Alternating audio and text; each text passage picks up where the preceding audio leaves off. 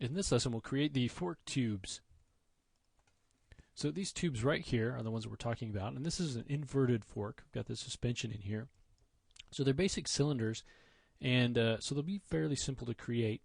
Now we know the angle of this because the rake is 24 degrees, so all of your bikes are going to have kind of a different rake, a different angle on the front here.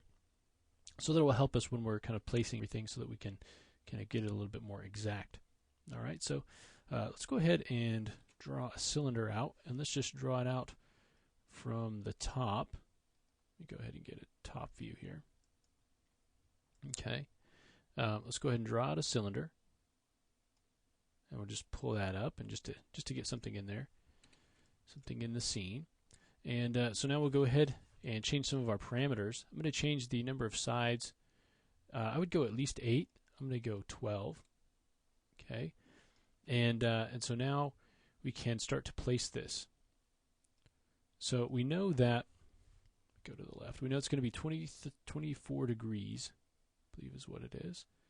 So let me go to the left-hand view. Okay, and so now we can come in and rotate this into position and then change some of the settings to match it up a little bit better.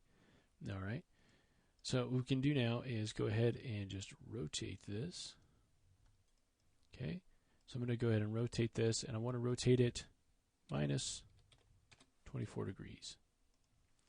Okay, and then we can move it into position and can scale this using local. Okay, to get the right scale here. And then move it using local as well to kind of move it along this axis. And so we can really dial in the scale that we want to have here. So we can change this, dial this radius down until it's kind of the right size here. And I'd go for the smaller part, not taking into account the head on the end there. Okay, we'll kind of just pull this into position. Again, we can now scale this down to this point. All right. Get that kind of moved in there. And we can go ahead and add some segments. It's probably a good idea to add a few segments here. So we'll add just a few segments along the height, just to break things up a little bit. And then we want to add some segments here. Before we do that, I'm going to go ahead and clone this. So hold down Shift and pull this down. We'll make a copy of that. Go ahead and scale this down. So we'll make this tube in the middle there, and that can extend inside the other tube. Okay.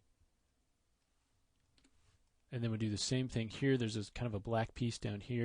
So hold down Shift, pull this down, make a copy of that, and go ahead and scale that up a bit, and then pull that down. Okay, so we've got several different cylinders kind of all working together here on this fork. Now let's go ahead and create this area down here. And so to do this, let's go to our perspective and take a look at this. All right. So we want to add a line in there. So we'll go ahead and convert this to an editable poly. Okay. And now we'll select these edges. And we want to drop in a new edge right in there. So we'll use connect with one segment. Go ahead and slide that down until it gets right to the base of that. Okay. And then we'll go ahead and select those polygons. Let's go ahead and select all of those polys. Okay, minus the one on the end. Okay. And let's go ahead and just bevel those out by local normal. Change the outline amount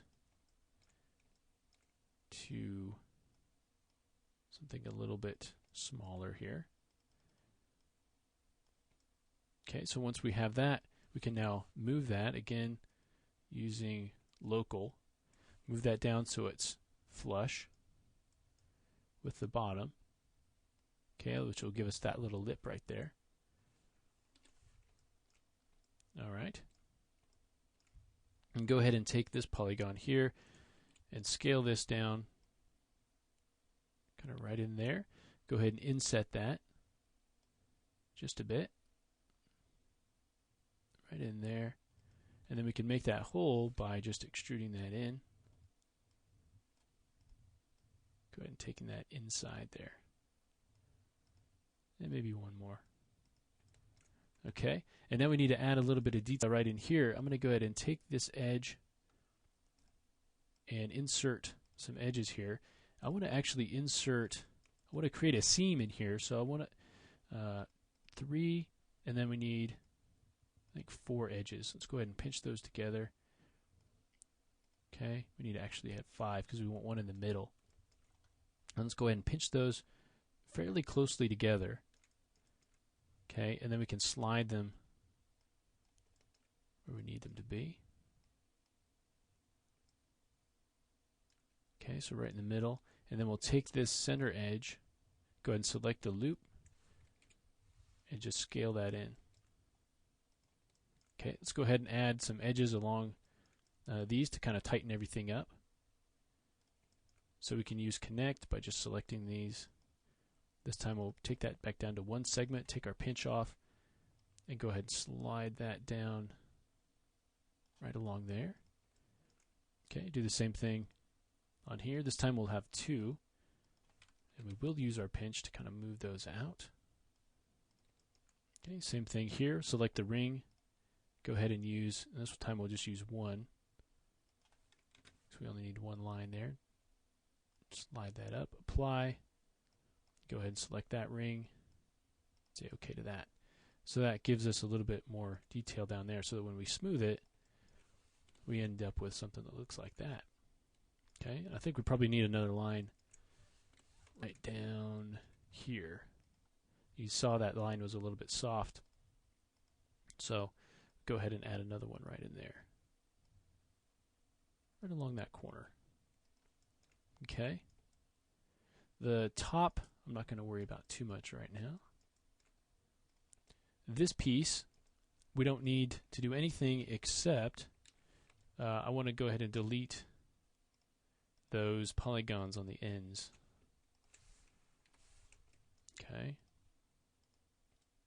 And then this guy we just need to tighten up. Okay, and close off the ends, or cut off the ends rather. So I will go ahead and convert this to an editable poly. Take this polygon and just inset that a bit. Okay, and then a little bit more. And then we can go ahead and delete that. And then this one we can delete as well. It'll kind of penetrate into this cylinder on the axle. Alright, and then we'll go ahead and just select this ring of edges. Connect on that and then move that up. Drop it in there. Okay, so the next thing we need to do is just create this pivot right here. So we'll go ahead and create a new cylinder. And we'll just drop that in. And give it some thickness there. And then we can, in our perspective view, rather, go ahead and pull that out. Okay, and we want it to be at least as thick as the post of the tube. So we'll go ahead and just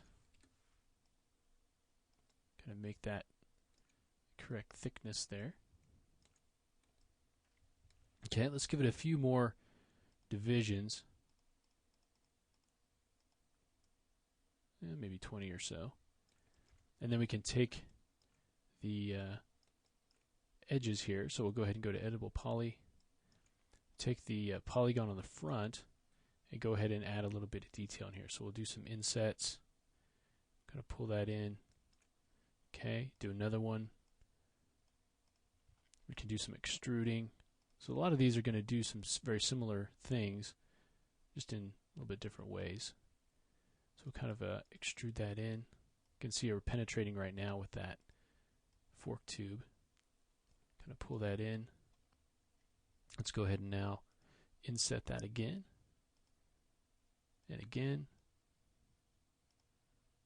And start to just pull this back out again. Okay, something like that. Just a lot of repetitive stuff to get these kind of things extruded out. But it can go fairly quickly. And then maybe extrude that back in.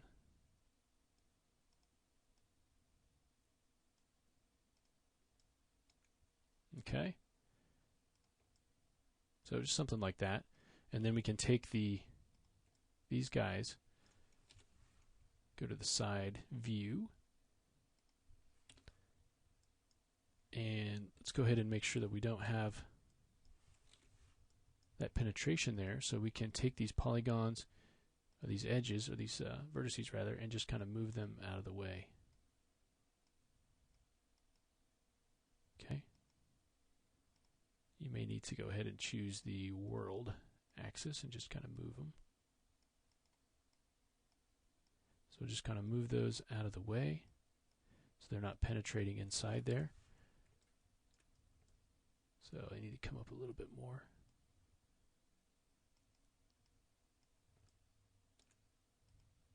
Go ahead and select these guys and move those up.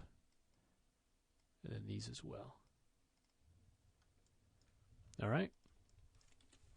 And then if you want to, you can go ahead and just group those together. If you want to group those together, I'm going to take this edge and I need to add some detail along this edge. So beyond just using connect, we can also use our chamfer. Okay. Take the amount down quite a bit. Okay. We add 2 segments there. You can see it has the effect of adding that edge right in the middle. You know, so when we go ahead and smooth that, you can see it gives us something like that. All right, and then we've got our fork tube, which we can then kind of copy over to the other side.